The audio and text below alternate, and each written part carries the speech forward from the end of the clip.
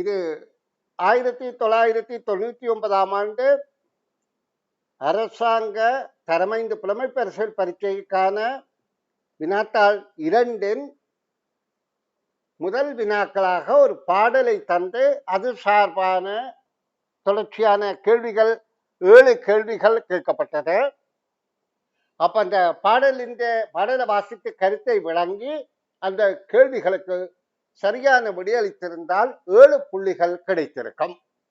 அப்ப இது இலகுவான பாடல். அதாவது பாடலின் கருத்தை விளங்கி நாங்கள் வாசித்து பழகினால் எங்களுக்கு இது ஒரு இலகுவான பயிற்சியாக இருக்கும். இதே பாடல் 99லும் வந்தது. அதற்கு பிற்பாடு அல்லது முன்னாலேயும் ஒரு சிறு பகுதி வந்தது. அதற்கு பிற்பாடாகத்தான் இருக்கும். அப்ப நாங்கள் இது 99ஆம் ஆண்டு வினாத்தாள் 2 முதல் பாகமான இந்த பாடலை வாசித்து, அதாவது பாடல்ல வாசித்து தெளிவு பெறுவோம், விளங்கிக் கொள்வோம். பாலை போல நிலவு வானில், பால் என்பது உங்களுக்கு தெரியும், பசுவில இருந்து கறந்து எடுக்கப்படுகின்ற ஒரு ஊட்டச்சத்து சகலது நிறைந்த ஒரு திரவம். அதாவது எங்களுக்கு நாங்கள் தாய்த்த பிறந்து தாய்த்த பால் குடித்திருக்கிறோம், அது தாய்ப்பால். பிறகு நாங்கள் ஒரு வயதுக்கு மேலே அதாவது பசுவின் பால், ஆட்டுப்பால் போன்றவற்றை குடித்திருக்கிறோம். அதுக்கு பிறகு பக்கெட்டுகளில் அடைக்கப்பட்ட மாக்களை கரைத்து பாலாக குடித்திருக்கிறோம். அப்ப இந்த பால் என்பது எங்களுக்கு பாலும் முட்டையும் சகல ஊட்டச்சத்துக்களும் நிறைந்த உணவு என்பது எங்களுக்கு தெரியும். பாலில் புரதச்சத்து பல மற்ற சத்துக்கள் எல்லாம் இருக்கின்றபடியால் எங்களுடைய வளர்ச்சிக்கு மிக முக்கியமானது பால். அப்ப பாலை போல நிலவு என்றால் வெள்ளையான நிலவு, நிலவு என்றால் சந்திரன். அப்ப வெள்ளை நிறமான சந்திரன் வானில் பவனி வரப்போகின்றது. அதாவது நிலம், நீர், காற்று, ஆகாயம் என்று சொல்வோம். நிலம், நீர், அதாவது காற்று இருக்கிறது ஆகாயத்தில். ஆகாயத்தை நாங்கள் சொல்றது வான் என்று, வானம். நாங்க தரையில இருக்கிறது நிலம். கடல், நீர்நிலைகள், கடல், குளம், ஏரி, கிணறு போன்றது நீர்நிலைகள். அப்ப இங்க சொல்லப்படுகின்றது வெள்ளை நிறமான சந்திரன், நிலவு என்றால் சந்திரன், வானிலை என்றால் ஆகாயத்தில் பவனி வரப்போகின்றது. பவனி என்றால் ஊர்வலம். இப்ப எங்களுக்கு தெரியும், ஊர்கள்ல உள்ள கோயில்ல இருக்கிற விக்கிரகங்கள் எல்லாம் ஊர் முழுவதும் பவனி வரும், சுற்றி கொண்டு வருவார்கள். ஏன்? ஊருக்கு பாதுகாப்புக்காக, அருள் கிடைப்பதற்காக. அப்ப பவனி என்றால் சுற்றி வாரது. உங்களோட பாடசாலையில சில நிகழ்வுகள் நடக்கின்ற போது சுற்றி வருவார்கள், அதாவது பவனி வருவார்கள். அது என்னத்துக்காக?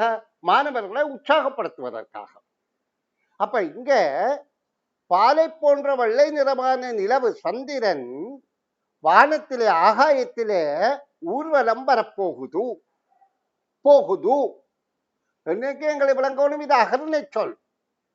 ஆனா எச்சவினை முடியவில்லை. போகுது கிரந்த காலம்தான், ஆனா எச்சவினை போகுது இறந்த காலம். சரி, அதாவது போகுது, போகும், போகின்றது என்றதுல இது காலத்தை உணர்த்துகின்றது. அப்ப இது எச்சவினை அல்ல, வினைமுற்று சொல். பாலை போல நிலவு வானில் பவனி வரப்போகுது. வெள்ளை நிறமான சந்திரன் வானத்திலே ஊர்வலம் வரப்போகுது.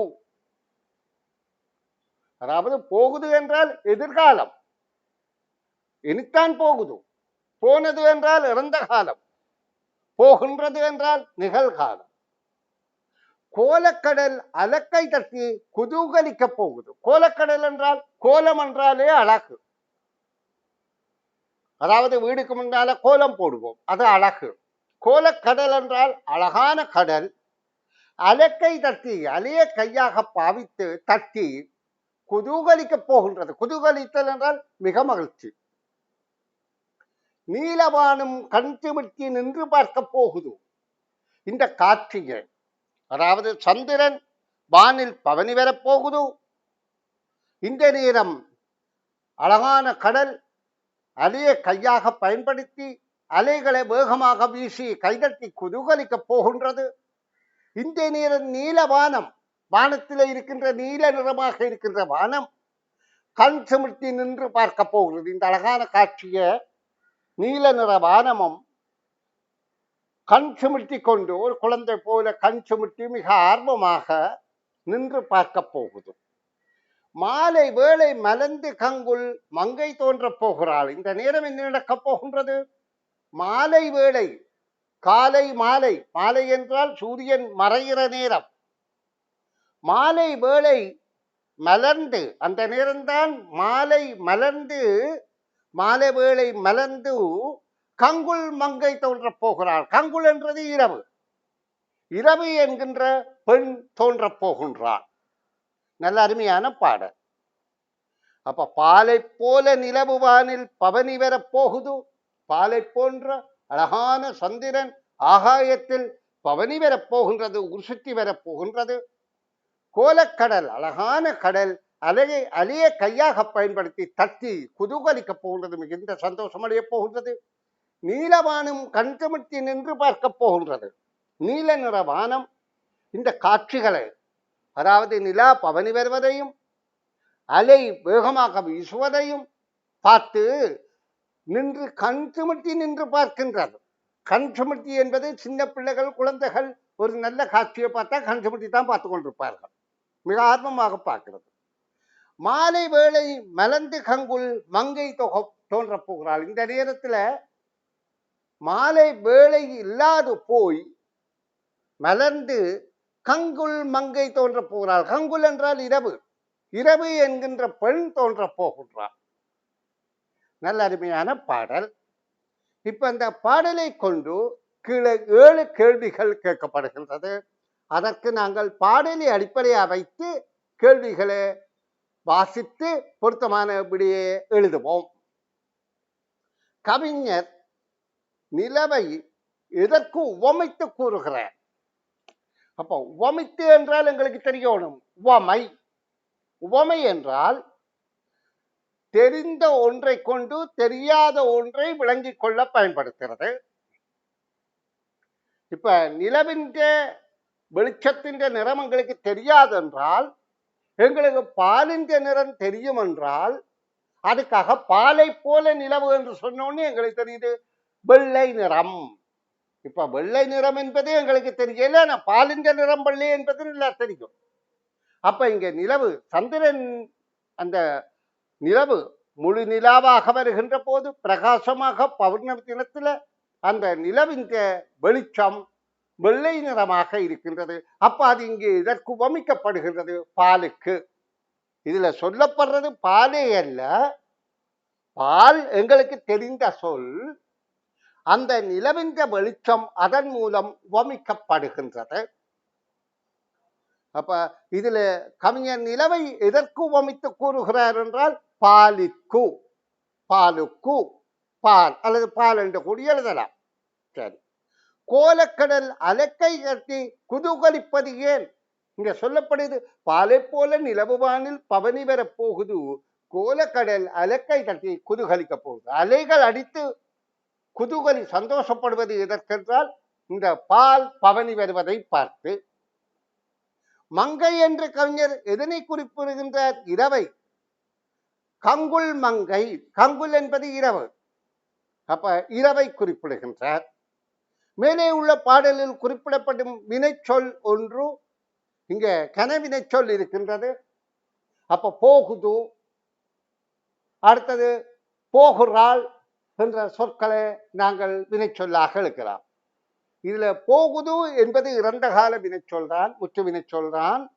போகிறாள் என்பது இறந்த கால பெண்பால் வினைச்சொல். போகிறாள் என்பது உண்மையிலே உயர்தினை சொல்லத்தான் குறிக்கின்றது. இங்க உயர்த்தின மங்கை என்பதற்குத்தான் உயர்த்தினையாக பயன்படுத்தப்படுகிறது. இங்க மங்கை என்று சொன்னது அதுவும் ஒரு உவமைதான். மங்கையல்ல தோன்றப்படுது. கங்குல் என்பது இரவை மங்கையாக குறிப்பிடப்படுகின்றது. கவிஞர்கள் கவி இயற்றும் போது சொல்லிலக்கண அடிப்படையில தான் எல்லா சொற்களும் எழுதணும் வேண்டி இல்லை. அவ தங்கட சுவைப்பட எப்படியும் எழுதலாம். அப்ப வினைச்சொல் என்பது இங்க போகிறாள் என்பது மிக தெளிவானதாக இருக்கும். பேர்ச்சொல் என்பது பால், நிலவு, வான், இது எதையும் எடுக்கலாம். கடல், வானம், கண், நிறைய இருக்கின்றது. அதை பேர்ச்சொல்லாக எடுக்கலாம். அடைமொழி சொல் என்பது ஒரு சொல்லோடு அடையாக சேர்ந்து, அதாவது ஒரு சொல்லோடு இன்னொரு சொல் சேர்ந்து மிகுந்த கருத்தை தருவதுதான் அடைமொழி. இங்க பாருங்கோ, இதுல வானம் என்றதோட நீளம் என்பது சேர்ந்து நீலவானம். அப்ப அடைமொழி என்றால் ஒரு சொல்ல கூட விவரிக்கிறது. இந்த வானத்தை நீல நிறத்தையும் சேர்த்து நீலவானம் என்று சொல்லப்படுகின்றது. அதே மாதிரி அடைமொழி இந்த பாடல்ல மற்றதை பாருங்கோ, அதாவது நீலவானும் கண் சிமிழ்த்தி நின்று பார்க்க போகுது, மாலை வேளை கலந்து மலர்ந்து கங்குள் மங்கை தோன்ற போகிறாள். இதுல கோலக்கடல், கடலுக்கு கோலம் என்பது அடைமொழி. கோலக்கடல், கோலம் என்றால் அழகான கடல். அப்ப அதுக்கும் இங்கு அடைமொழியாக இருக்கின்றது. அப்ப அடைமொழி என்பது நீலம் அல்லது கோலம் என்பதை எழுதலாம். இனி நாங்கள் 7வது கேள்வியை பார்ப்போம். இப்பாடல் நாளொன்றின் எப்பொழுது நடைபெறும் நிகழ்ச்சியை பற்றி குறிப்பிடப்படுகின்றது.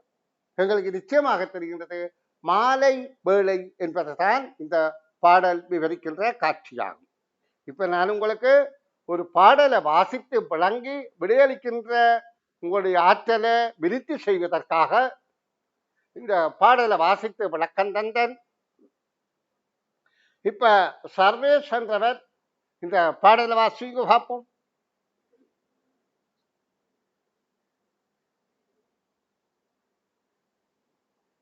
சீக்கிரம். சரி, அவரை காணையில அரோனிகா வாசிங்கம்மா. அரோனிகாவும் இல்லையோ தெரியாது. பாப்புல இருக்கிறீங்களா அரோனிகா?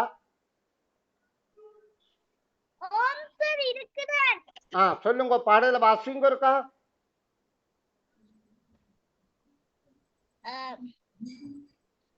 பாலை போல நிலவு வானில் பவனி வர போகுது, கோலக்குழலுக்கு அலை கைதட்டி குதுகலிக்க போகுது, நீலவானம் கண் சிமிட்டி நின்று பார்க்க போகுது, மாலை வேளை மலர்ந்து கங்குள் மங்கை தோன்ற போகிறாள். Very good. கவிஞர் நிலவை எதற்கு இதுல நான் இப்ப கேட்கிறது கொஞ்சம் பரமா, இந்த பாடல் மூலம் விவரிக்கப்படுகின்ற காட்சி என்ன காட்சி? மாலை காட்சி. மாலை காட்சி. அதே நேரம் பௌர்ணமியா அமாவாசை நாளா? பாலை போல நிலவண்டா பௌர்ணமி.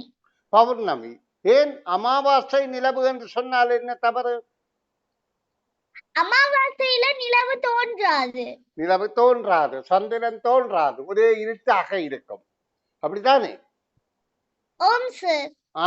அப்ப இப்ப பாடல் இந்த கருத்தை உங்களோட மொழி நடையில சொல்லுங்க பார்ப்போம். பாலை போல வெண்மையா சந்திரன் வானத்தை சுற்றி வர போகுதாம். கோலக்கடல் வந்து அலை தட்டி அதை உற்சாகப்படுத்து குதூகலிக்க போகுது. நீலவான் வந்து சிறுவர்கள் மாதிரி சிறுவர்கள் ஒரு காட்சியை கண்டா கண் சிமிட்டாத்மா அதை ஆர்வமா பாக்குற மாதிரி நீலவானம் கண் சிமிட்டி நின்று பார்க்க போகுதாம். மாலை வேளை மலர்ந்த கங்குள் மங்கை தோன்ற போகிறாள். மாலை வேளையெல்லாம் இந்த இருள் சூழ்ந்து கங்குள் மறந்து, மங்கை என்றா இருள், இருள் வந்து இல்ல இல்ல, கங்குள் தான் இரவு அம்மா. அங்க இந்த கங்குல இரவு என்ற மங்கை என்ற சொல்லோட புனைந்து அதற்குள்ள அழகூட்டப்படுகின்றது. மங்கை தோன்ற போகிறாள். இந்த மங்கை இரவு என்கின்ற மங்கை தோன்ற போகின்றாள். அப்ப பகல் என்பதை ஆணாகவும் இரவு என்பதை பெண்ணாகவும் இங்க கவிஞர் உவமிக்கிறார். அதான் நான் முதல் சொன்னேனே, கவிஞர் தன்னுடைய ஆர்வத்துக்கேற்ப எப்படியும் உவமிக்கலாம்.